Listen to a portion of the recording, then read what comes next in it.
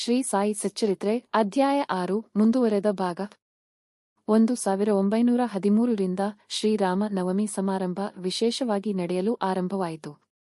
ರಾಧಾಕೃಷ್ಣಮಾಯಿಯವರು ನಾಮಸಪ್ತಾಹ ಆರಂಭಿಸಿದರು. ಪ್ರತಿಯೊಬ್ಬರೂ ಸಮಾರಂಭದಲ್ಲಿ ಭಾಗವಹಿಸುತ್ತಿದ್ದರು.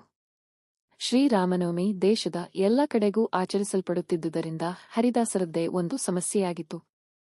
ಆದರೆ ಈ ಉತ್ಸವಕ್ಕೆ 5 ರಿಂದ 6 ದಿನಗಳ ಮುಂಚೆ ಶ್ರೀ ಮಹಾಜನಿಯವರು ಆಧುನಿಕ ತುಕಾರಾಮರೆನಿಸಿದ ಬಾಳಬುವ ಸಾತಾರಕರ ಅವರನ್ನು ಅಕಸ್ಮಾತ್ತಾಗಿ ಸಂಧಿಸಿ ಅವರಿಂದ ಹರಿಕತೆ ನಡೆಯಲು ಏರ್ಪಾಡಾಗಿತ್ತು.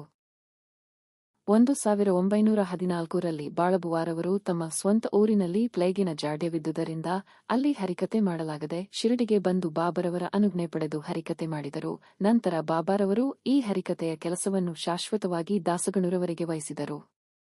ಹೀಗೆ 1912ರಿಂದ ಶ್ರೀರಾಮನವಮಿ ಸಮಾರಂಭವು ಪ್ರತಿವರ್ಷ ಅಭಿವೃದ್ಧಿ ಹೊಂದಿ ಚೈತ್ರಮಾಸದಲ್ಲಿ 8 ರಿಂದ 12ರವರೆಗೆ ಶಿರಡಿಯು ಜೇನುಗೂಡಿನಂತೆ ಕಾಣುತ್ತಿತ್ತು.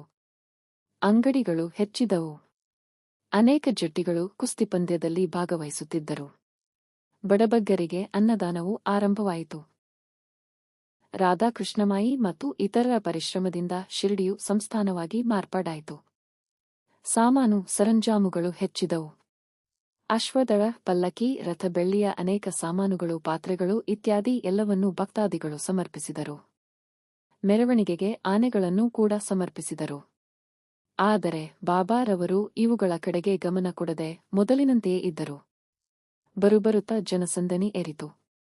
ಆದರೂ ಬಾಬಾರವರು ಎಂದಿನಂತೆಯೇ ಎಲ್ಲರ ಮೇಲೂ ಸಮಾನ ಪ್ರೀತಿ ಮತ್ತು ಕರುಣೆಯನ್ನು ತೋರುತ್ತಾ ಭಕ್ತರನ್ನು ಸನ್ಮಾರ್ಗದತ್ತ ನಡೆಸುತ್ತಿದ್ದರು.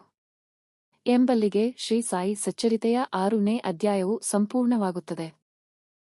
ಮುಂದಿನ ಅಧ್ಯಾಯದಲ್ಲಿ ಮತ್ತಷ್ಟು ಅದ್ಭುತ ಲೀಲೆಗಳು ಹಾಗೂ ಬಾಬಾರವರ ಅಮೂಲ್ಯ ಉಪದೇಶಗಳನ್ನು ತಿಳಿದುಕೊಳ್ಳೋಣ.